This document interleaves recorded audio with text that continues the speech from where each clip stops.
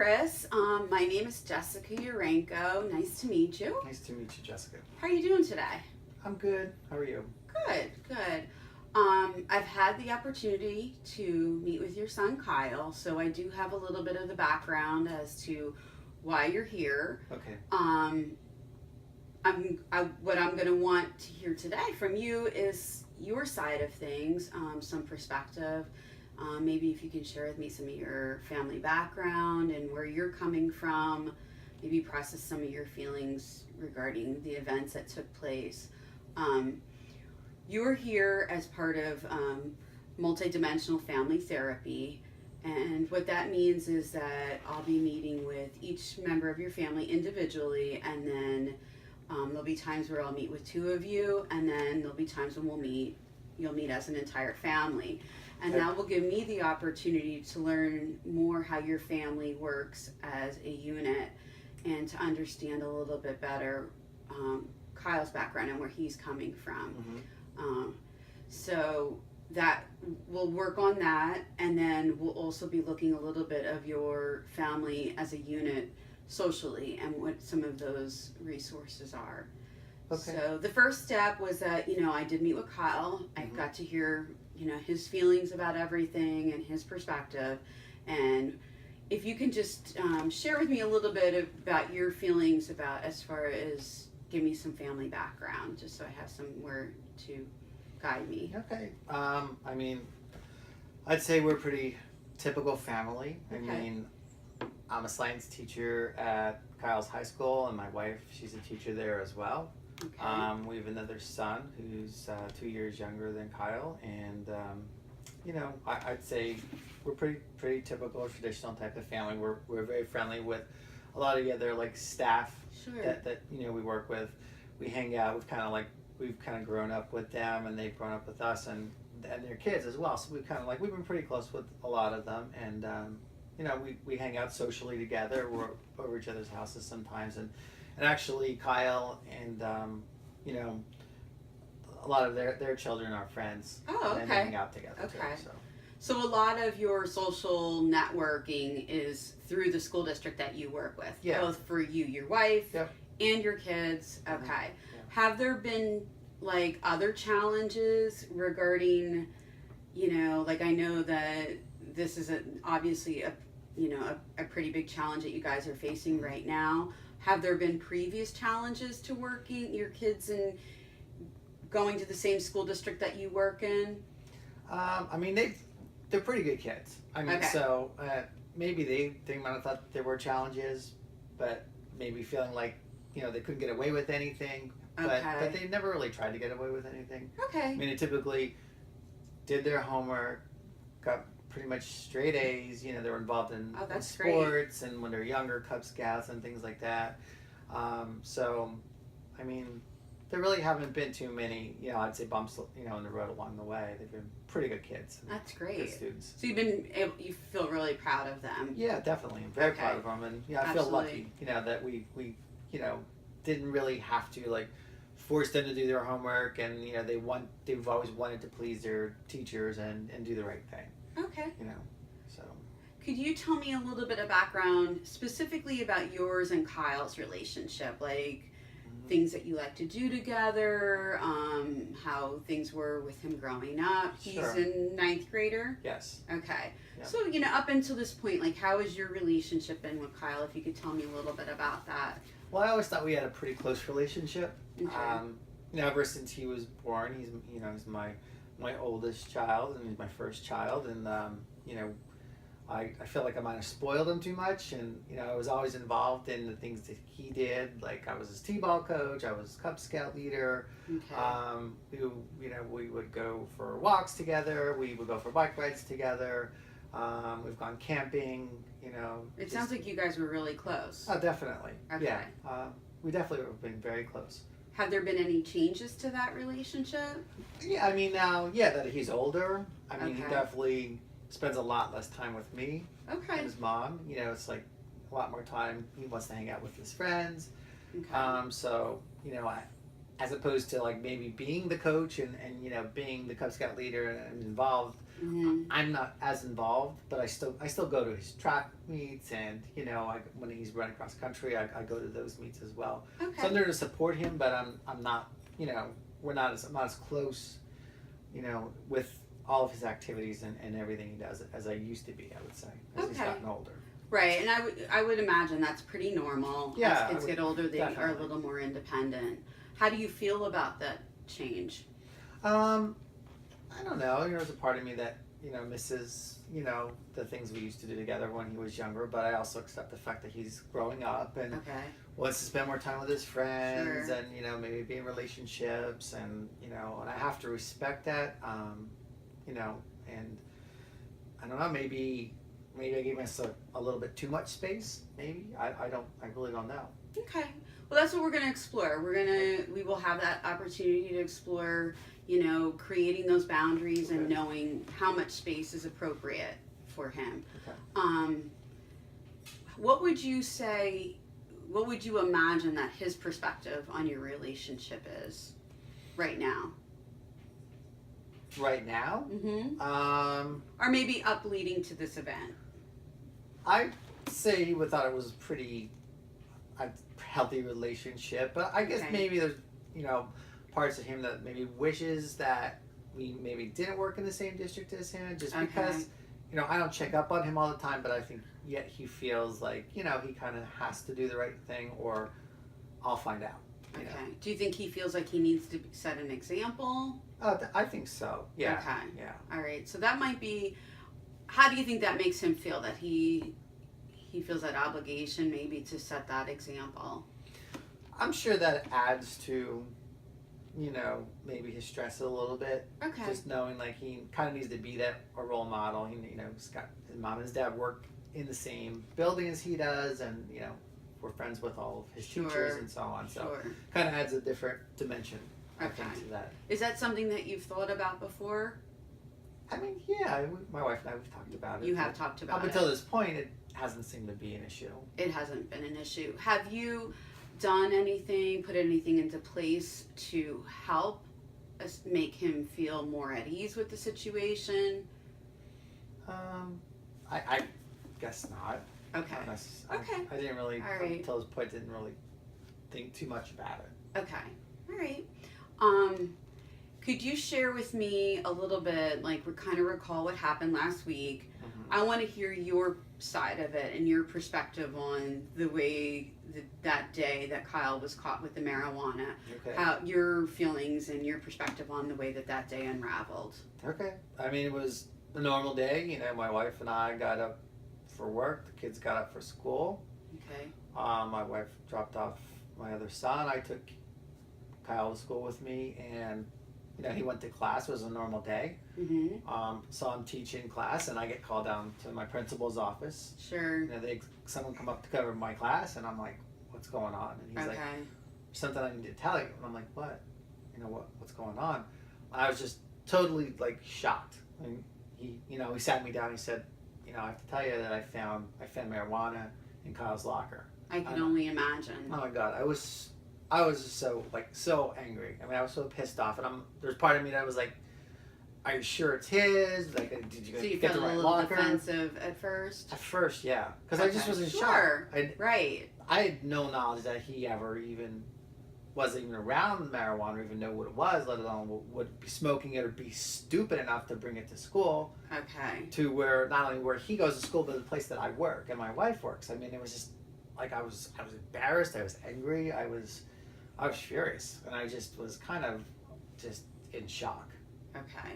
Were you able to talk to any of your colleagues? You said you were embarrassed. Mm-hmm. Were you able to talk to any of your colleagues about it, or did anyone ask you? Not that day. I didn't say anything, but like, you know, people are already talking. You know, I think the word was already out. So then. So you're imagining that people are talking Oh, yeah. behind your back? Yeah. Even that Okay. day, because I mean, Did anyone share that with you, that no, people were talking? no. Okay. No. All right. Do you feel comfortable? Is there someone that you would feel comfortable to talk to or reach out to at work that you could kind of gauge? I mean, definitely. I mean, I've been friends with a lot of the the teachers that I work with for years now. So I Okay. definitely have, I definitely could reach out and talk to them, and it's just I feel judged. I feel like I'm gonna get judged by them, and they're gonna be like, how did you guys let this happen? I don't know. That's my sense. Like I know that they're my good friends. I would hope they wouldn't be that way and they'd be there Sure. for me. But yet, I feel like people could be judgmental and like, how could you guys let this happen? Like weren't you guys paying attention? Right. That kind of thing. Right. It's natural to feel that way, but I'm sure you can imagine that, all parents have issues with their kids at some point or Sure. another. So, Mhm. if they're your good friends, you would imagine that they would support you. Do you Yeah. feel that that's Yes, probable? I Okay. think so. Okay, that's great. Can you talk to me a little bit or tell me a little bit about then how once you and Kyle had the opportunity after this all kind of went down at school, what happened then that night at home? Oh, there was a lot of yelling. I mean, Okay. I was furious. Sure, I mean, absolutely. I was so angry, just yelling at him and like, how could you be so stupid? Where did this come from? How did you get it? How long have you been doing this? And he just shut down. He wouldn't say anything, and Okay. that made me even more angry because he wouldn't talk to me. Okay. I mean, I did. I mean, if I'm honest, I kind of lost it on him. Okay. I mean, is that something that you do normally? I mean, no, have I ever? Yeah, I mean, in Okay. rare circumstances. I Okay. mean, I feel like we have a good relationship where he could talk to me and openly about things, but this was just, this is worse than anything like he's ever done for Okay. sure. And I was just so furious. I still am. I still am very angry at him. Okay. It's natural to feel angry Mm-hmm. and feel disappointed. Okay. And you shared that you felt embarrassed. Those are all, I work with families all the time. Those are the typical feelings that, family members go through. Mm-hmm. And they are things that can be worked through as well. How about, was your wife able to talk to Kyle about this? Were you able to see any communication there? She, she was a little bit of a mediator. Like when Okay. I was yelling at him, trying. Between the two of Yes, you? not in a way to try to undermine me or anything, but just to try to get me to calm down.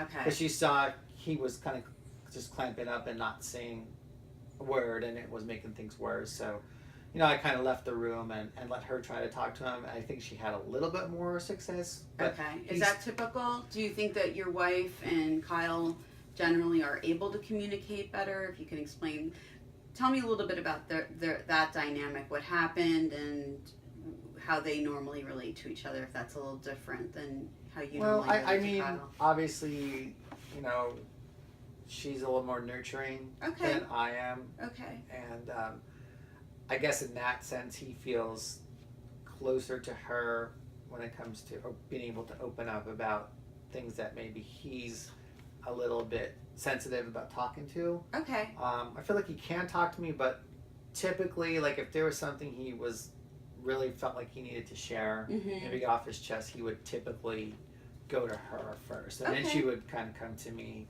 and then I would talk to Kyle about it, later or with my wife. And how does that make you feel? I'm okay with that. You're okay Yeah. with that? Okay. Yeah. You understand it? Yeah, I mean, Okay. I'm just glad that he's able to talk to one of us, Okay. whether Good. whether it be my wife or myself, that he feels at least comfortable enough to come to one of us, and if it's normally her, I'm okay with that. Okay. How about Bobby? How is he doing? He's doing okay. I mean, he's kind of caught in the middle Mm-hmm. a little bit because he's there. He hears all the yelling. He hears all the screaming. He knows what happened. And obviously, I don't want to see him, making the same mistakes, thinking it's okay. But I also think that, he feels bad for his brother Okay. in the situation because he's taken a lot of heat. And yet, Okay. I'm trying to not let my anger for Kyle affect, the way I'm treating Bobby. But obviously, if I'm angry and I'm yelling at Kyle, it's gonna come out, and so I'm trying to keep that under control too, so that, Bobby's not getting he's not getting in trouble. I'm not having like a short temper with him Right. when he had nothing to do with this. Right. So in that way, obviously, he's. I think he's that's effective. great that I think some of the great strengths that your family seems to have is that you are able to communicate with each other. You're very accepting of Kyle and your wife communicating. You are supportive of this process with Kyle. It seems like your wife is supportive as well. You're still very cognizant of your other son. So I think that your family has a lot of strengths to bring to this process. Okay. If I could share a little bit with you about how we're going to work through this. We're going to kind of share I want to hear the perspectives from each one of your family members. Okay. And then I'm going to have the opportunity to provide some feedback to you. Then we're going to discuss some coping strategies to maybe kind of some more effective ways so that we can get Kyle on a better path. We're going to discuss your social supports as a family, and then we're going to create a strategic plan as a unit with your family so that we can get Kyle in a place where he's making some better choices. Through that process, while I'm working with Kyle, I'm going to try to gauge where he is as far as his substance use and how much care that he's going to need. And we'll base our meetings on, I'll base my meetings with Kyle on that assessment.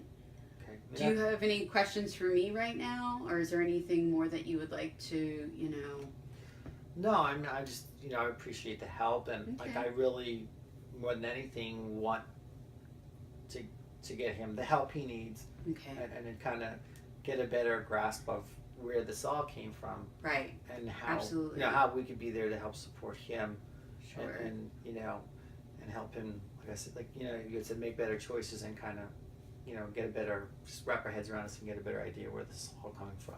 Absolutely. And I could tell that you're really concerned. And again, I think that's a great strength to this family dynamic. It seems like everybody, wants to make the changes that are necessary. So what I'd like to end with is, you shared with me that you were really struggling with Kyle as far as communicating because, of course, this is a very emotional event. There's a lot of feelings going on. What are some things that you feel that maybe you can do as far as coping and getting yourself to a place where you might be able to communicate a little bit better with Kyle? I guess I'm gonna have to, take some time, I think, for myself before I try to talk to him Okay. again. Okay. The first time didn't go so well. We just gotten back from school after the whole incident went down. I've tried talking to him a few other times, and it just kind of escalates into an Sure. argument. Okay. And he really hasn't said a whole lot. So, what I need to do is try to keep myself calm, Okay. and try to just stay focused on Kyle and trying to help him, and just try to remember, this is about him. This isn't about me, and I need to really try to step up and be there for him. Even though this is a horrible choice he made, kids do make mistakes, and I know that. Like I work with kids every day, I know that. I just never expected it to be my own son. Right. So you're disappointed, but you Yes. still love your son very much. Oh, absolutely. Okay, so that might be some of the reassurance that you can give him. But this is about all of you. His behavior has affected your entire family. So it is about Kyle, but it is about all of you too. And that's why we're doing the multidimensional family therapy, because when something like this happens, it does affect everyone in the family. So I'm here to offer you all support and, know that you're allowed to feel this way. You're allowed to be disappointed. It's natural. But if you can help Kyle, like with the communication by reassuring him that you do, while you're very disappointed, you love him very much. And that's why we're doing this together. Okay. Okay? Yeah. All right, so if that's something that you can practice, we can discuss that the next time that we meet up and see how that goes. Okay. Okay? Well, it's All right. great meeting It you. was nice meeting you too. Thank you. You're welcome.